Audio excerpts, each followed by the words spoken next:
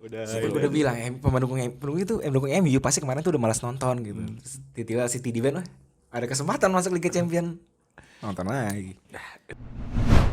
Yang gue lihat nih selama Bruno Fernandes main tuh lini tengah MU jadi punya leader.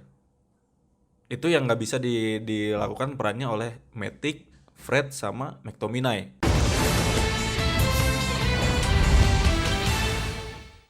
Halo semuanya, selamat datang di Super Soccer Podcast. Perkenalkan, sini ada gua Rifki dan gue Evans. ini adalah episode pertama Super Soccer Podcast, sebuah podcast mingguan yang akan membahas sepak bola, khususnya Premier League.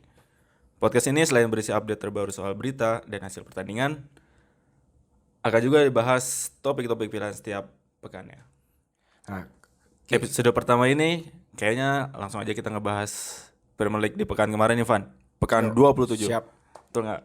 Kebetulan nih pembukanya laga Chelsea lawan Spurs, Derby London. Lampard menang 2 kali atas Mourinho, Van. Bener nggak? 2 kali sebagai manajer Chelsea. Tapi totalnya dia menang 3 kali karena pernah ngalahin MU dengan Derby County. Itu sih musim kemarin ya? Itu malu-maluin banget sih. Di Old Trafford lagi. Nah, makanya menurut gue sebenarnya hasil ini nggak terlalu memalukan lah buat Mourinho gitu. Karena Chelsea yang dihadapin juga memang secara kekuatan minim, kita ngeliat dari peringkat aja lah ya gitu, misalnya memang di atas Tottenham. Dan udah gitu. Dan waktu Lampard menangnya Chelsea lebih lama dari Mourinho menangin ini Spurs ya. Ya kan? Iya. Ya kan Spurs soalnya Mourinho ngambil Spurs kan dari pertengahan musim. Oh iya betul itu. Maksud gue memang nggak punya beban yang besar banget bahwa lu harus menang nih lawan Chelsea gitu. Jadi ya apalagi mempertimbangkan bahwa Kane cedera, Son Heung-min cedera, dan itu kelihatan banget di sepanjang pertandingan kemarin tuh. Shoot on goalnya cuma 3 coy. Shoot on goal ya oke lah, shoot on goal kecil. Total shootnya 5. Menurut gue udah buntu itu. Tapi kan bukannya Mourinho emang kalau misalnya dalam soal tembakan emang agak bermasalah ya. Soal parkir bisnya dia bertahan. Lo gitu. parkir bis kan gak berarti lo jumlah peluang lo dikit coy. Itu dua hal yang berbeda. Ini gimana sih lo? Gue pecat juga lo jadi host. Memang semenjak Kane cedera, maksudnya kalau misalnya Kane doang yang cedera waktu itu, masih ada Son kan memang dia walaupun sebenarnya winger kan. Iya, umumnya dia di flank tapi dia lebih demen cut in. Lebih demen masuk. Nah, sekarang gak ada Son, kelihatannya buntu banget gitu loh. Ini siapa mau dikasih bola ke depan, karena Ali bukan tipikal pemain yang bisa nahan bola. Tuh. Gitu loh. Jadi lu mau coba ngasih ke Ali, terus Ali berharap ke Maura segala macam, itu agak berat. Dan Tottenham semenjak Pochettino ya, minimal Pochettino musim lalu gitu, cukup jarang build up dari sayap sebenarnya. Oh iya, betul. Biasanya Kane yang mundur ke belakang. Memang ya sayapnya sangat aktif gitu, tapi lebih sering ke Ali atau ke Kane dulu baru ke sayap lagi. Chelsea ini menangnya 2-1 lawan Spurs. Yang tadi lu bilang kan, mereka cuman shoot on carrier cuman 3 nih. Bahkan golnya pun hasil bunuh diri dari pemain Chelsea gitu. Iya, dari Rudiger. Kan? Terus tapi bagi gua gol bunuh diri pun tetap effort tim. Jadi tidak ada yang namanya itu beruntung. Kita kan memang bolanya ditendang sama siapa yang kemarin nendang bolanya? Aduh. Si ini. Ya ada lah pokoknya pemain Tottenham nendang terus kena kakinya Rudiger, si Caballero-nya udah Lamela yang nendang. Lamela. Terus ini juga nih Van, Chelsea kayaknya bukan sial ya, kayaknya 2 kali pertandingan nih VAR seolah jadi musuhnya Chelsea nih. Udah kemarin Lo Celso kelihatan banget kan, kalau menurut ya gue nonton pertandingannya kelihatan banget nginjak kaki Azpilicueta, tapi nggak dapat kartu merah gitu kan. Jadi kayak terus pertandingan sebelumnya lawan MU 2 kali gol Chelsea ada anulir sama VAR. Tapi emang ya kalau bisa dilihat dari siaran ulangnya ya emang itu pantas dianulir gitu kan. Betul. Nah, sebenarnya makanya kalau misalnya Lo Celso itu benar-benar di kartu merah, yang sebenarnya memang itu keputusan tepat harus diambil, jadi wasit memang salah ya, human error gitu, harusnya nggak ada masalah menurut gue. Betul. Karena 3-3-nya memang pelanggaran keras dan Tiga-tiganya sama-sama pelanggaran, Bu. Dua yang tanda kutip merugikan Chelsea, satu menguntungkan Chelsea gitu. Tapi kan masalahnya adalah kemarin itu udah di review VAR, nggak dikasih kartu merah Dan gak dikasih kartu kuning juga bahkan gitu loh. Itu tuh menurut gua ada aneh banget gitu. Lu menggunakan VAR dengan harapan gitu, sesuai harapan PGO MOL ya, yang pokoknya yang badan badan untuk mengurus itu. ya, bahwa 99,9% akurat. Ya, betul. Ya itu gimana, lu udah pakai teknologi tapi lu masih bisa salah gitu. Siaran ulang gitu kan yang bisa dilihat, lo bisa lihat dengan segala sisi Betul, gitu. betul. Menurut gue sih itu memang juga salah satu faktornya karena penggunaan di Premier League baru pertama kali dan berbeda dengan yang di lain-lain. Kalau yang lain kan lu langsung lihat ke pinggir wasit yang utamanya, langsung lihat ke pinggir lapangan. Sedangkan kalau ini kan review dari yang Di atas. entah di mana lah itu tersembunyi itu. Jadi mungkin masih penyesuaian ya di musim-musim awal ini kan. Meskipun banyak kontroversinya, ya bisa bilang. Gue pernah baca kalau statistiknya, cuman jadi memang secara garis besar itu meningkatkan VAR ya. VAR itu meningkatkan akurasi pengambilan keputusan. Meskipun ada beberapa kontroversinya gitu, tapi secara keseluruhan. Ya sekarang kan kontroversi yang dibahas ini menurut gue salah satunya kesalahan yang terlihat jelas. Ya betul. Tapi kan kontroversi yang seringnya ya adalah cuma soal offside yang lu satu jari anjir. Tapi kan satu jempol berdasarkan peraturan. Iya, law of the game memang offside lu nggak bisa ngapain gitu. Oke. Ada lagi City nih yang menurut gua udah paten lah di peringkat 2. Ya kan? Karena kemarin mereka bisa ngalahin Leicester di kandang sendiri meskipun skornya cuma 1-0 nih kemarin. Ya kan, City menang cuma 1-0 dan itu dari Jesus ya gitu kan. Dan lagi-lagi penalti Aguero. Bukan Aguero, penalti City gagal. Oh iya. Ya kan? Tapi yang City gagal. Tapi yang nendang tuh Aguero. Jadi mungkin berikutnya Ederson. Tapi kalau ngebahas itu ya udahlah, City udah paten gitu kan. Yang menariknya nih, yang enak buat kita bahas Leicester-nya nih, Van. Kenapa nih kira-kira? Menurut gue sih Leicester kayaknya agak menurun sih performanya nih beberapa pertandingan terakhir. Menurun, bukan pertandingan terakhir lagi, itu menurun drastis sejak 14 Desember cuy. Jadi dari 11 laga Premier League terakhir, Leicester tuh kalah 5 kali, imbang 3 kali. Buset, banyak banget deh. Nah, hilangnya 21 poin dari maksimal 33. Itu kalau misalnya banyak gitu. Banyak banget kalau dikumpulin dia udah. Tapi emang lawan-lawannya ini juga, Van. Menurut gua dia kalah dari Liverpool juga gitu kan. Terus kalah dari kalah dari City 2 kali mereka kan. Jadi kayak mulai dari lawan City itu kan Desember itu. Terus iya mulai dari lawan City kan, City yang kalah. Memang maksudnya kalau dilihat masih bisa dibilang bahwa memang lawan-lawannya berat gitu. Buktinya dia walaupun dia misalnya 5 kali kalah nih. 5 kali kalah, satu-satunya yang menurut gue di bawah di atas kertas dia itu lawannya di bawah adalah West Ham. Gitu loh. Tapi kalah juga. Karena kalau Burnley kan ibaratnya dia masih bisa bersaing ya sebagai kuda hitam lah. Terus hilang poin juga serinya lawan Chelsea, lawan Wolves. Jadi memang lu masih bisa maklum lah gitu. Tapi menurut gua berturut-turut begini tuh tanda yang cukup mengkhawatirkan sih kalau lu fans Leicester ya, gitu.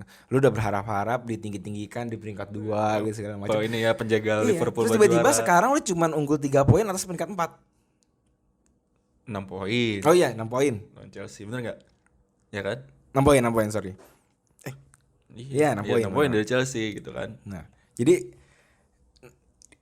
6 poin sih memang kelihatannya masih gede lah 2 kali kalah. Iya, 2 kali kalah. Tapi di Premier League yang sekarang nih dan lu ngelihat Leicester sebanyak itu hilang poin, 6 poin itu rasanya dekat. Ya, betul sekali. Bahkan ya menurut gua kayaknya Leicester bakal keluar dari 3 besar gak sih, Pan? Ya. Bisa aja sih. Mungkin banget. Apalagi si Chelsea-nya kalau lihat dari buat pertandingan selanjutnya oke nih bisa lawan nih. Chelsea-nya atau Chelsea-nya gampang, termasuk gampang lah gitu kan.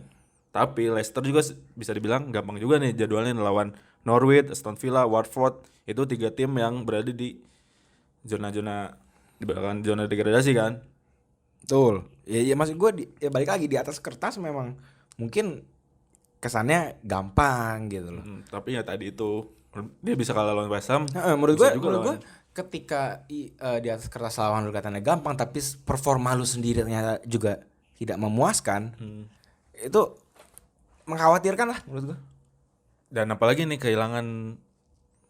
kehilangan ketajamannya Vardy. Oh iya. Betul gak? Itu Dia berasa 7 sampai 8 pertandingan kalau nggak salah gak nyetak gol sama sekali, cuman ngasih 1 assist waktu itu kan. Jadi kayaknya kehilangan Vardy benar-benar ya jadi masalah buat Jadi Rodgers. masalah, jelas jadi masalah itu. Kalau kita bandingin sama zamannya Ranieri waktu Leicester juara, ya Ya, kan? masih Mereka ada punya Yua. ada pelapis, ada Kawasaki juga Ya, gitu kan. dan mereka tuh bisa nyetak gol di saat memang yang benar-benar dibutuhkan gitu. Ya Mahrez juga dulu ada Ya sih. Mahrez masih ini kan masih subur. masih subur-suburnya. Tapi kan memang sebenarnya Leicester di musim ini pun nggak sangat berharap dengan Vardy gitu loh. Lo masih lihat Barnes ngegolin, Tielemans ngegolin. Ayoze ngegolin. Iya, Persie ngegolin. Cuman ketika Di beberapa pertandingan terakhir nih ternyata merekanya juga Vardy-nya mandul, betul di mereka juga. belakangnya nggak bisa support juga. Betul, gitu. betul. Jadi kayak ya itu jadi ya kalau gua jadi fansnya Leicester, aja gua was-was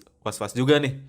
Bukan keluar dari 3 besar, bahkan ya siapa tahu nih masih ada 11 pertandingan, taunya keluar dari zona Liga Champions juga nih Van gitu kan, apalagi di bawah-bawahnya MU, Tapi menurut gue lagi kok ini kan. dibanding lini depan ya, concern utama Leicester sebenarnya di lini belakang sih. Oh iya betul. Jarang banget clean sheet loh dia. Di yang 14 pertandingan terakhir itu ya. Clean sheet itu cuman 2 kali. Satu lawan Newcastle menang 3-0. Satu lagi lawan Wolves 0-0. Jadi lu mana Soyuncu? Gitu. Lu ngomongin Soyuncu jago gitu di awal terus gitu, sekarang Jadi clean sheet kayaknya- jarang. Kayaknya emang ya udahlah Leicester kita lihat aja sampai nanti akhir musim bakal ya siapa tahu ya gue sih berharap Leicester tetap berada di papan atas, ya kan, merusak dominasi Big Four lagi nih. Oh ya, gue sebenarnya bukan soal merusak dominasi visual. Gue cuma pengen ngeliat tim yang tanda kutip sekelas Leicester, nah itu main di Champions League. Selalu seru lah ngeliat kayak gitu. Siapa itu bisa jadi kayak Atalanta. Ya itulah Leicester, kemudian kita lihat nanti ya 11 pertandingan selanjutnya.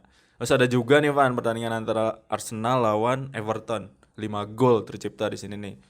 Terus Aubameyang dia kemarin cetak 2 gol, menggeser Jamie Vardy di atas top skor. Walaupun jumlah golnya sama nih 17 gol, tapi karena jumlah gol penaltinya lebih sedikit dari Vardy, jadi dia ada di urutan pertama. Terus lucunya Van, 2 gol tercipta di awal babak pertama, itu dari Everton tuh, Calvert-Lewin di 52 detik. Terus ada juga di golnya Aubameyang di awal babak kedua, itu 26 detik kalau nggak salah waktu itu. Terus akhirnya melahirkan meme-nya Ancelotti yang melongo itu ngelihat Aubameyang. Itu lucu sih, kayak dia juga shock gitu. Shock. Anjir, Nah, mungkin dia mikirnya gini kan. Di babak pertama gue yang begini. Iya, di Sekarang babak gue yang kedua. kena. kayak kena Shit, gimana? kayak kena karma aja gitu kan. Tapi Betul.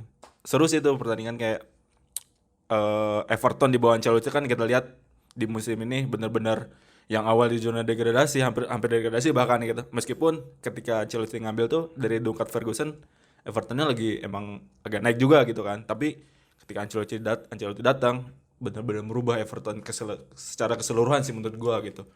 Gitu kan. Terus ada juga Menurut gue sih kita tahu lah kelasnya Ancelotti ya. Iya. Juara champion sama Madrid, sama Milan gitu. Napoli juga gitu kan. Ya dia bisa memberikan sesuatu, ibaratnya memberikan harapan baru lah ke Everton. Tapi menurut gue baru kelihatannya tuh, baru pembuktian sesungguhnya itu bakal musim depan. Ya. Nah musim ini ya sekadar lu bisa sejauh mana sih bersaing dengan yang ada nih gitu loh. Tapi musim depan baru kita bisa ngeliat Evertonnya Ancelotti tuh bakal kayak gimana gitu. Bukan yang nggak mungkin gitu kalau lu. Apalagi setahu gue Everton tuh cukup royal ya beli pemain. Ya, musim ini termasuk pembelian terbesar mereka gitu. Betul. Salah satunya. Makanya gue dari sekarang mungkin bisa memprediksi kalau dia salah satu yang bakal bersaing di 4 besar sih musim depan ya. Nah tapi itu Everton gitu. Kalau ngomongin Arsenal, dia masih belum kalah di tahun 2020. Walaupun banyak serinya. 10 pertandingan menang 6 kali, seri 4 kali gitu loh. Terus Andre Gomez juga kembali nih Van dari cederanya kan. Anjir 4 bulan doang bisa sembuh gitu kan. Sebuah kayak hal yang mustahil bisa patah kaki tapi 4 bulan dia udah kembali lagi gitu, kayak ya gue sih senang cepat. gitu. Gue sih senang ngelihat Enrico bisa balik lagi. Terus sekarang dari pertandingan lain, Van, Liverpool hampir aja kalah Kita semalam. masih mau bahas Liverpool.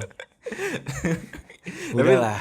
tapi tetap aja, Van, Liverpool hampir kalah. Jadi ini Liverpool nih kita cuma tinggal nunggu dia dikasih piala gitu loh. Udah. Cukup 4 apa 5 pertandingan lagi ya gitu kan. Ini kayak tapi ya tetap aja gitu kan. Ketika semalam ketinggalan 2-1 kayak ya lo yang gak suka Liverpool udah berharap anjir kalah nih, kalah. Betul. Taunya di comeback. Ya namanya Liverpool kan pasti tetap menarik perhatian ya. Gue sih kemarin tuh udah pas dia 2-1 gue udah mikir nih gue mau nyari gift Green Sweet Hooligan gitu. Kan biar wah West Ham nih, kamu di Irons ya. Nggak tahu ya Fabianski.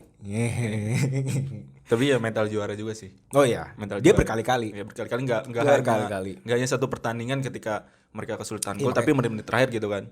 Yang bikin Liverpool ngeri sebenarnya kan itu. Iya. Gitu loh. Lu bisa main jelek, bisa kebobolan duluan, tapi di akhir menang. Iya. Iya. Itulah Gimana Liverpool. sih?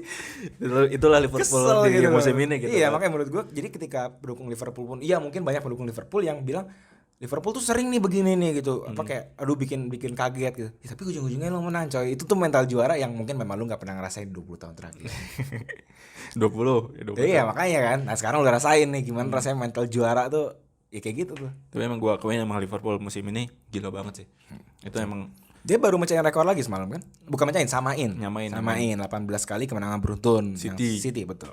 yang didapat waktu tahun 2017 ya. Betul. Pep juara waktu itu kan, City juara. Selanjutnya lawannya Watford kayak di Vicarage. Ya udahlah, Ya, itu kayaknya udah kayak sih meskipun tandang sebenarnya udah Ya. udah kelewat aja lah Iya. menurut gua. Kita- 19 kita lihat aja gimana bola berputar. Terus ya kalau misalnya lihat juga Liverpool udah nggak akan kejar lah bahkan dari lima besar gitu kan, nggak akan Sumpah, kejar kayak Liverpool kejar gue nyemplung HI aja. Liverpool kejar gue nyemplung HI, gue nggak bohong. ya kan, ya udahlah kasih aja lah pialanya gitu kan. Tapi menariknya juga nih ketika tidak bisa, Liverpool udah nggak kekejar, City udah lepas tangan lah buat ngejar Liverpool. Tapi menariknya 5 ke bawah nih, Pan. Iya dong. Zona champion. Semenjak zona champion. Gue punya semacam teori konspirasi gitu. Anjir. Premier League liga terbaik dunia. Gitu. Tapi gapnya nih sekarang jauh banget nih untuk perebutan juara. Apa serunya lagi gitu? Udah di tengah ini bahkan sepertiga musim gitu ya. Bahkan dari setengah musim Desember sebenarnya kan Liverpool udah kayak anjir out of reach. Tapi terus UEFA turun tangan, City di ban, akhirnya peringkat Bukan di UEFA turun tangan, tapi emang faktanya kan. oh iya, tapi maksud gua bisa aja sebenarnya kan diundur-undur lah nanti aja gitu. Dikasihnya sekarang. Jadinya Premier League seru lagi. Iya betul. Coba fans MU kalau bukan gara-gara ini mungkin pada kamu nonton lagi. Bahkan jangan MU, Arsenal juga Iya, masih ada peluang lo sekarang lolos champion. Yang udah kayak ya udahlah Europa League doang gitu Iya. kan. Sekarang jadi anjir bela-belain nonton subuh juga Betul. gitu di Liga Champions, karena ya kalau misalnya emang keputusan itu udah fix, City fix.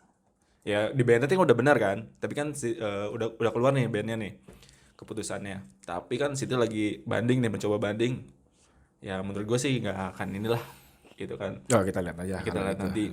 Nah menariknya aja kan kalau misalnya cara hitung-hitungan, berarti peringkat 5 bisa main Liga Champion. Nah itu yang tadi gue bilang, perburuan bukan perburuan peringkat 4 lagi nih, tapi peringkat 5. Betul. Masih ada yang tadi gue ada Leicester, Chelsea, MU, Spurs, Sheffield, Wolves, Arsenal dan Burnley loh yang bisa dapat Tiket ke Liga Champion. Terus kan kalau lihat dari jadwal ya kita ngebandingin aja lah Leicester, Chelsea, MU, Spurs, Sheffield, Wolves. Mungkin serunya yang lolos Liverpool, Sheffield, Wolves, Burnley. Burnley. Ya, lu bayangin empat tim itu terus masuk Champions League gitu. Wah, iya. Legendaris gitu. Jadi kalau lihat dari MU kayaknya sulit sih Pan nih. Kayak MU bakal ngelawan Everton nih pekan depan. Lawan City, lawan Tottenham sama Sheffield. Wah, itu menurut gua agak. Tapi menariknya dari jangan lupa MU itu kalau ngelawan tim-tim yang begini kadang-kadang suka malah ngehe gitu, malah jago tiba-tiba. Tapi ya menurutnya serunya nih Fani, kalau misalnya kita lihat dari jadwal juga, tim-tim yang berebut posisi Liga Champions tuh Bakal saling saling ketemu, betul. bener nggak? Betul. Sampai nanti pekan terus saling ketemu. Nah itu jadi yang kata lo bilang tadi, Premier League rame lagi nih, Betul. karena bakal saling ketemu. Betul. Kalau misalnya nih ya, sehingga akhir musim jadwal pertandingan yang gak saling ketemu, ya mungkin ya bosan lagi. Tapi karena saling ketemunya itu, ya jadi rame lagi Premier League. Iya, karena bukan fluktuatif, it's dinamis. Klasemennya bakal sangat dinamis sampai akhir musim menurut gua. Jadi nggak pasti bakal berubah-berubah terus Betul, ya. Peringkat 4 kemarin aja yang MU di peringkat 9 atau 8 ya, tiba-tiba udah naik peringkat 5 aja nih. Gitu. Kayak udah Itu gue udah bilang pendukung MU pasti kemarin tuh udah malas nonton gitu. Terus tiba-tiba City di band, ada kesempatan masuk Liga Champion, nonton lagi. Nah, itulah. Kita tunggu 11 pertandingan ya. Ya Liverpool ya udahlah.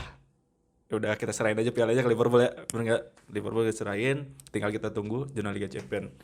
Nah, jangan lupa sih kalau lu menonton highlightnya di pertandingan pekan 27 bisa langsung ke download aja aplikasi Mola TV. Betul enggak? Betul. Gratis loh. Tapi jangan lupa daftar. Registrasi dulu ya. Registrasi, mau gampang kok. Lu Gampang masukin nama, email, nomor telepon, langsung nonton bisa. gratis, resmi, Mudah. ya HD. SD. Nah, kalau soal highlight sih Ki, gue pengennya tuh nonton ulang MU. Kalau highlight yang pekan 27 ya. Kenapa? Bukan karena dia menang 3-0 doang gitu, tapi karena ada Bruno Fernandes. Lah, emang kenapa Bruno Fernandes? Emang ngaruh banget ya buat MU? Emang dia keren mainnya waktu kemarin lawan Watford. Keren, lu harus nonton nih. Buat lu semua yang udah pada download, mendingan langsung cepet deh. Buka aplikasi Mola TV, registrasi, udah download ya, udah registrasi berarti kan. Langsung buka cuplikan pertandingan MU versus Watford. Bahkan lo bisa nonton pertandingannya secara full di kolom atau di kolom live replay. Itu ada pertandingannya. Betul. Nah, kalau balik lagi pertanyaan lu Ki soal seberapa hebatnya Fernandes, kita bahas aja di sesi kedua. Cus.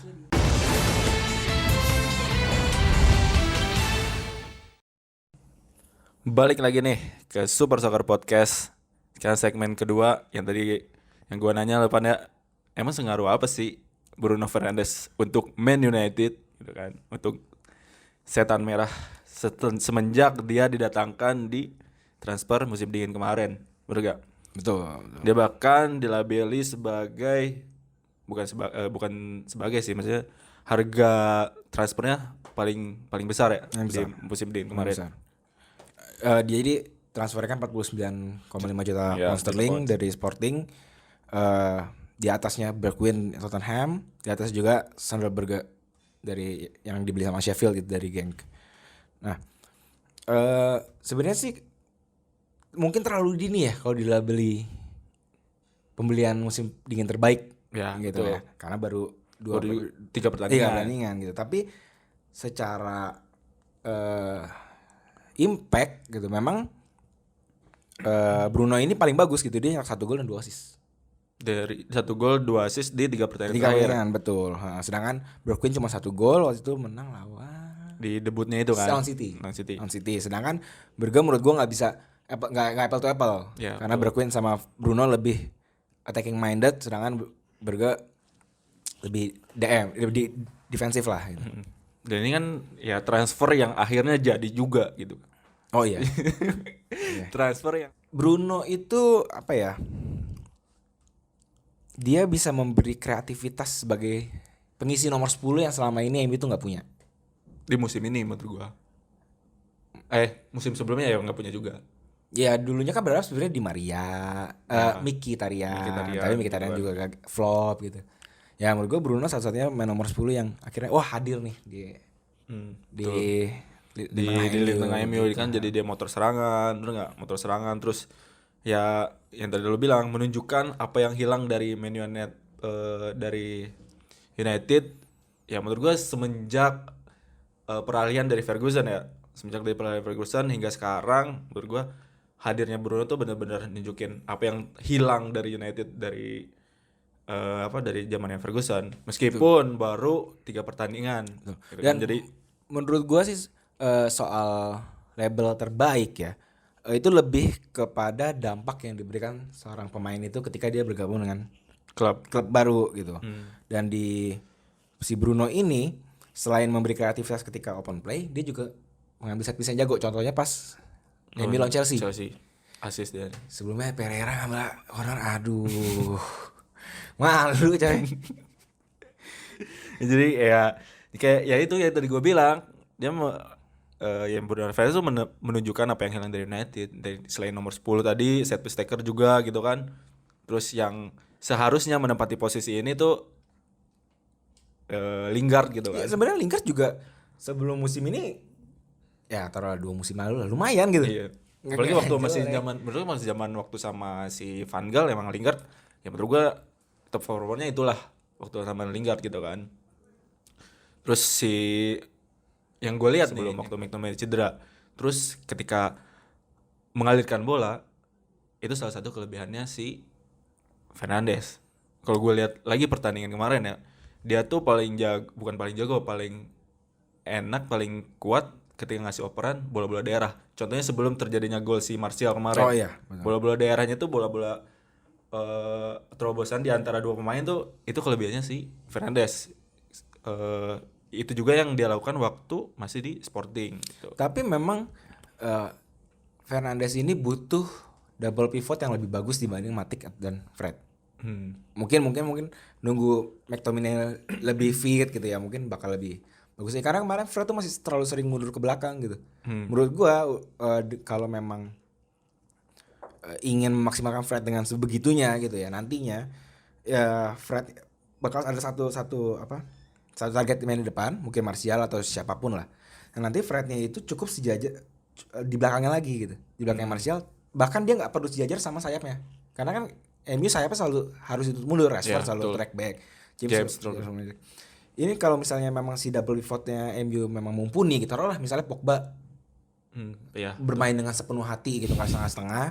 Terus satu lagi Fred atau McTominay, wah itu ngalirnya menurut gua bakal. Dia hadirnya di hadirnya si Bruno Fernandes ini itu bisa jadi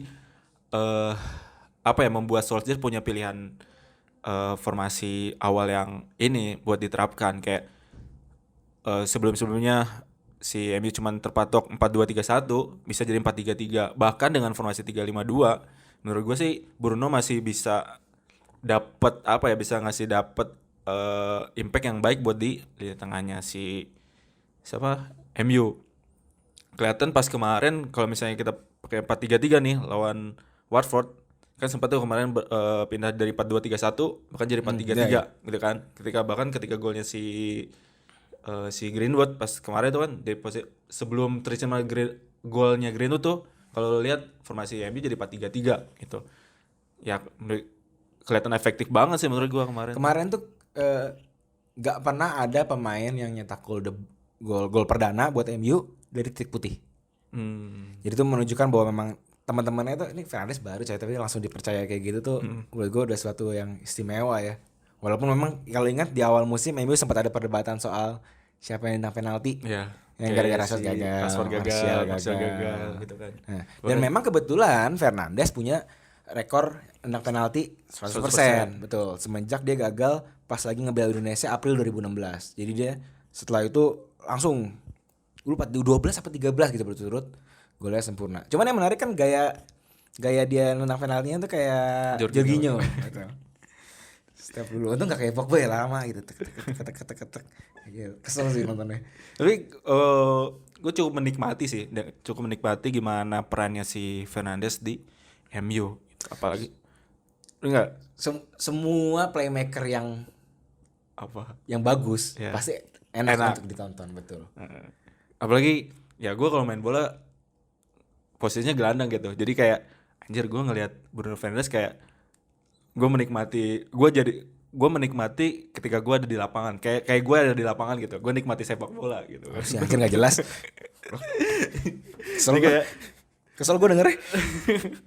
Jadi kayak ya udahlah, kayak gue menikmati permainan. Oh iya, kayak menikmati. Tapi gue paham sih. Jadi maksud lu pasti nanti berikutnya ke depan kayaknya banyak ya pendukung MU yang pakai nameset-nya Bruno Fernandes. Ya, betul. Jadi kayak ya bintang baru lah. Udah gitu. Satu yang menurut gue sangat yang bikin Fernandes lebih spesial lagi adalah sebenarnya kan sosoknya Fernandes ini tuh kan awalnya yang dibutuhin dari pemain kayak Pogba gitu. Ya, betul. Walaupun Pogba itu mainnya bukan AM, tapi kan dia seorang di playmaker, kalau nggak box to box, itu pokoknya yang bisa menciptakan permainan lah gitu dari lini tengah. Tapi terus ya kita tahu selama ini tuh banyak aja isunya dia rumor pindah gitu segala macam, dia ngerasa nggak puas. Nah menurut gua Bruno ini datang ke MU nggak mempunyai beban itu gitu. Ya, betul. Jadi dia bukan superstar yang segede Pogba yang lu harus juara setiap musim gitu. Ya. Jadi menurut gue itu tuh lebih cocok dengan kondisi MU yang semenjak ditinggal Ferguson carut marut. Solskjaer bilang kalau misalnya seorang Bruno itu kayak titisan Veron sama Scholes digabungin. Kalau gue sih, gue agak setuju ya, karena lu lihat ketika si MU kehilangan bola, Bruno Fernandes bakal jadi seorang leader di tengah untuk merebut bola di lini tengah. Jadi kayak dia tuh kayak, anjir gue kehilangan bola, ya gue bakal ngambil bola itu secepat mungkin. Itu yang gue lihat sosok si Veron waktu di MU. Tapi seinget gue pas ada Veron, MU itu nggak pernah pakai 4-2-3-1 atau 4-3-3, 4-4-2. Bukan perannya menurut gue, tapi karakternya itu loh. Karakter seorang pemain lini tengah yang ngotot. Sejauh ini di musim ini menurut gue yang pemain yang benar-benar ngotot merebut bola itu Fred doang. Iya. Nah dengan hadirnya si siapa? Fernandes.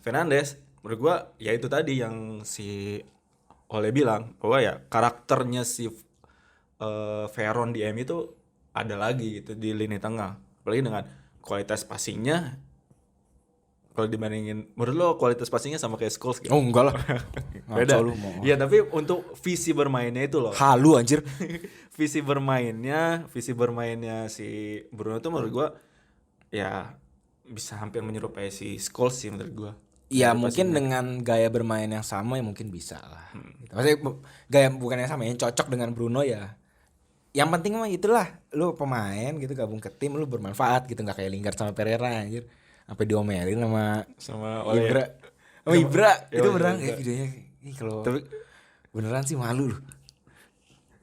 Dan yang diharapkan adalah Bruno ini yang bukan diharapkan sih, yang perlu dilihat nantinya gitu. Apakah dia akan gagal kayak banyak pemain-pemain nama besar lain yang datang kan kayak Di Maria, betul, Falcao atau Alexis Sanchez. Meskipun posisinya berbeda, tapi kan dengan label dia pemain baru gitu, terus dengan harga yang ya termahal di musim dingin kemarin. Betul. Jadi kayak ya lo kalau misalnya jadi pemain baru ini ya harus nunjukin sesuatu gitu, bisa ngasih kontribusi. Dan menurut gua di 3 pertandingan kemarin dia udah ngasih kontribusi, tinggal bagaimana ya konsistensi aja sih.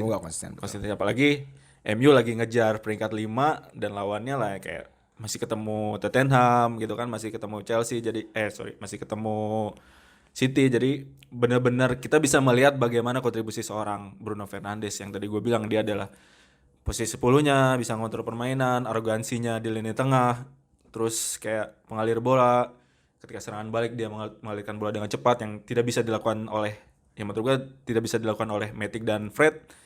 Ya Fernandes jadi aktor di lini tengah yang harus melakukan itu menurut gue. Enggak? Ya, gue setuju sih.